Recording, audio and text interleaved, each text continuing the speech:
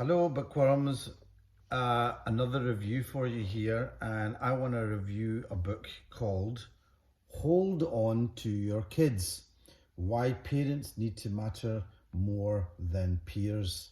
So, this is a book by Gordon Neufeld, who's a PhD, and a very famous author called Gabor Mate. And a lot of you have probably heard of Gabor Mate.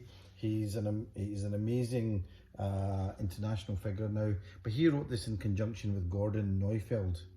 I think I'm pronouncing that right, or Neufeld. I get the sense that most of this book is actually written by Gordon Neufeld, but I think it was, a lot of editions have come in with Gabor Mate. So I'm going to read the blurb on the back first of all. International authority on child development Gordon Neufeld PhD joins forces with best-selling author Gabor Mate MD to tackle one of the most disturbing trends of our time. Children today looking to their peers for direction, their values, identity and codes of behaviour. This peer orientation undermines family cohesion, interferes with healthy development and fosters a hostile and sexualised youth culture. Children end up becoming overly conformist, desensitized and alienated. Being cool matters more to them than anything else. Hold On to Your Kids explains the causes of this crucial breakdown of parental influence and demonstrates ways to reattach to sons and daughters, establish the proper hierarchy in the home, and make kids feel safe and understood, and earn back your children's loyalty and love. This updated edition also specifically addresses the unprecedented parenting challenges posed by the rise of digital devices and social media. By helping to awaken instincts innate to us all, Neufeld and Mate will empower parents to be what nature intended, a true source of contact, security and warmth for their children. So that's the blurb on the back. So what can I say about this? So the basic premise of this is that parents need to matter more than peers, and that when peers are led by their peers, children are led by their peers, like at school, that they're essentially the blind leading the blind, and that what they do is they don't get the necessary love, attention and security from their peers that they would get from their parents, because parents at the end of the day are the actual bedrocks of security, and that when children do get attached to their peers, they become quite cold, you do not show a real vulnerability, and actually have very limited real senses of attachment compared to when children attach to their parents. So they lose their whole range of kind of almost like an emotional spectrum, and they want to then be cool. And actually, because they never get that full reassurance, they will never be fully satisfied. And it's like, and he makes the connection that when with things like social media, and they've added in a whole new chapter about digital devices and social media, and what they're saying is what's actually driving this is not entertainment but the need to have connection. That's the basic drive, but it's like junk food.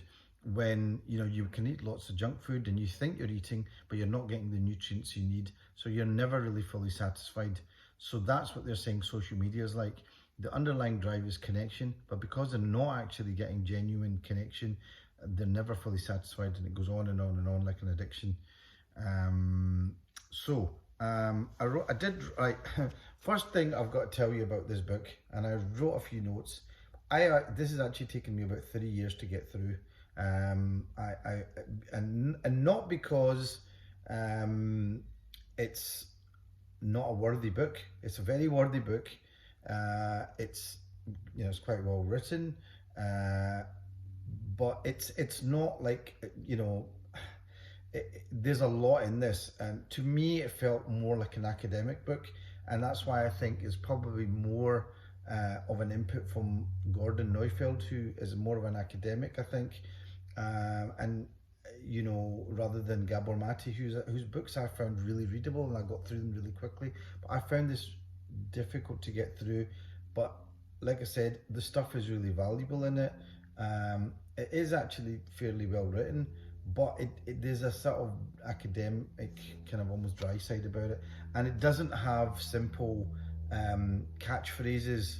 There are no simple catchphrases that you can just latch onto. So it's a kind of book that you do have to take your time reading, and it's a kind of book that, although it's taken me 3 years to get through, it's because I put it down, read other books in between, and then go back to it. And I will refer to this again and again. And the whole subject of attachment, which I think is really important when you have young kids, but I think it's just how human beings attach. Now, I've got a sense that maybe there's a book about love signals or something like that. Love,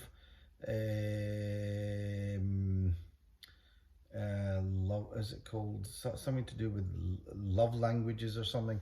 I've no idea whether that's connected to this, but considering that this is all about attachment and it goes into attachment in such a lot of detail, I'm sure that there must be crossovers.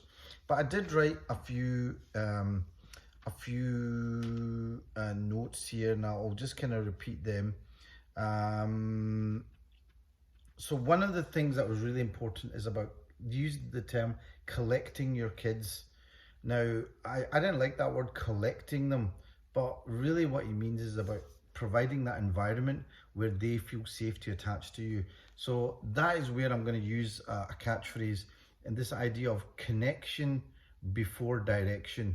In other words, before you direct your kids, go and clean your room, sit down, look at them in the eye, give them a smile, try and connect with them as people, then direct them. Somebody else said to me that what that really means is you should clear yourself, then connect, then direct. And I suppose that's probably true. And that's maybe the side of it that you don't realize, that you also have to look at how you're being as well before you start directing your kids. And that's going to be more effective. So I suppose it's like a salesman making a connection first, then trying to direct you to make the sale. And so there is this idea, like I said, he says, get in their face, smile, get in their world first, which is another catchphrase which I often hear, get in their world. But in the context of this, I think I understand that much better. Again, it's about listening for them, listening to them, getting that connect. And why do you listen to them? Why do you get in their world? To make a connection, because otherwise you simply won't make a connection. There's another bit that I wrote, and by the way, by the time I got to the end of it, there was other bits that I read in the beginning, and I went, that's really good, and I'd read them like literally years ago. So there's a lot in this book. There's a lot in this book, and I think it's not a book that you'll be able to just simply read once and go, oh yes, I got the message of that. For example, he talks about the 6 modes of attaching, and I've listed them, and it talks about attaching through the senses, through sameness, belonging and loyalty, significance, the feeling that we matter, feeling, being known, and these are things that the child really, really craves and really wants. And what I'd said was that, compared to children whose attachments to parents are healthy, peer-orientated kids are often limited by 2 or 3 ways of attachment, and connecting and holding on. So it's like blind people who are deprived of sight, but they have to depend heavily on other sensations. And so that clinging on and using those modes of attachment are going to be really intense and kind of desperate. And he was saying that that's how peer-orientated children attach to each other intensely and kind of desperately. And he makes a really interesting point that people who are really ultra-nationalistic or ultra-racist, that's the way of attaching to a cause or a nationality or maybe even a religion, because they're not attached in other ways. with other healthy attachments to the people that they would really want to be. And so they have to derive that sense of belonging, that sense of significance, that sense of loyalty. This is mine. Through that. So in a way, it's a kind of immature way of attaching. So I don't know, maybe it means that when you feel more secure in yourself, you're going to have less of these other desperate ways of attaching, and you're just going to be more of a chilled out, relaxed person. And the idea is that when children are more parent orientated and they have different ways of attaching, they're able to hold on to that object of their love more easily, because they have that in their mind, they have that in their sort of psyche. The parents literally belong to them, they're part of them, and so they can, and paradoxically, do without them for a while. They can be gone from school, and they can still be secure individuals. And maybe when you've had that kind of relationship with a parent, you can also let them go. I suppose that's the thing. You can let them go, and let them go as, you know, even if they're dead, because you've kind of, they're almost always with you. So that was a kind of interesting thing. He also talked about, I mean, by the way, Gordon Neufeld is a big fan of homeschooling. He thinks homeschooling is a much better way of teaching children. Now, that's not always possible for people, certainly isn't for me. But, you know, I suppose throughout the human history, children have always been with their parents, and they were brought up with them. They were educated by them. They were schooled in the professions that they were. You know, if your dad was a blacksmith, you were going to be a blacksmith, and you would carry on. Now, I suppose things are very different. But yeah, he then says an interesting thing about culture, that culture and having that strong culture was what helped these attachment processes happen much more easily. You didn't have to read books like Hold On to Your Kids and things like that, and bestsellers, because the attachment modes were part of society, were part of the culture, you know. And you know, that whole idea of bringing a village, bringing up a child, very true, because there were other adults there that the child could then learn from and attach to, and they were just part of the culture. And what he says, and it's really, when I wrote this down, he said cultures have an important attachment function. So things like the sit down meal, everybody's sitting down and breaking bread together and eating, hugely important, not just a nice thing to do. This is hugely important as part of the attachment culture. And you know, instinctively, we always feel good when we break bread with somebody and we sit down with them and somebody and eat. That's an important function to keep. Definitely keep away the digital devices. Anybody that has a TV in the bedroom, bad news. Anybody that has a TV in the kitchen, bad news. Okay, not a good idea. What he said was that okay, cultures aren't always good. You know, I mean, if you're sacrificing people in an Inca temple, probably not great. But most cultures worth their salt have grown in tandem with what parenting needed. And this was intuitive. This is knowledge without words, as opposed to insight, which is knowledge with words. But without culture, what are we left with to parent or create these attachment structures? We're left with our instincts and urges, and that's always a bad idea, because our instinct and urges can be up and down, can be wrong, and can be very erratic. So culture from that point of view is really important.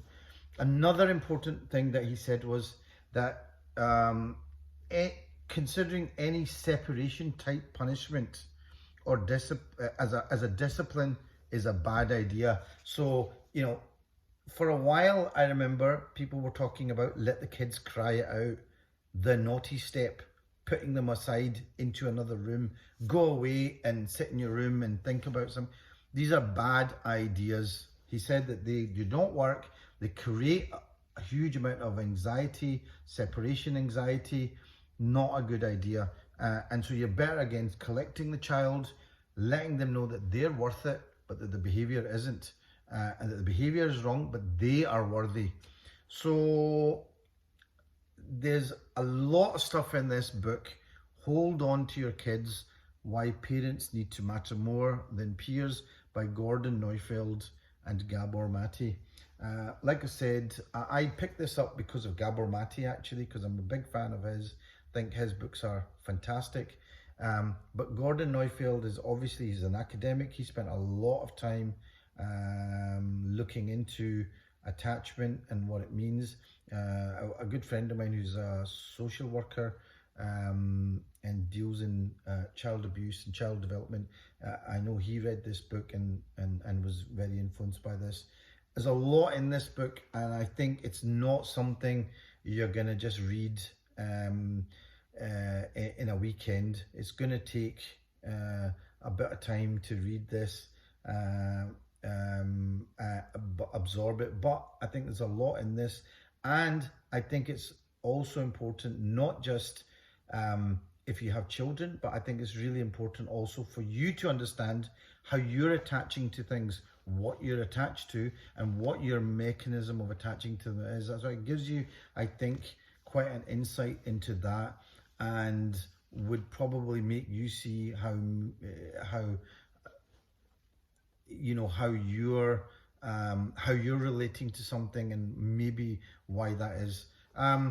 Okay, like I said, it's a good book. It's not an easy book to get through.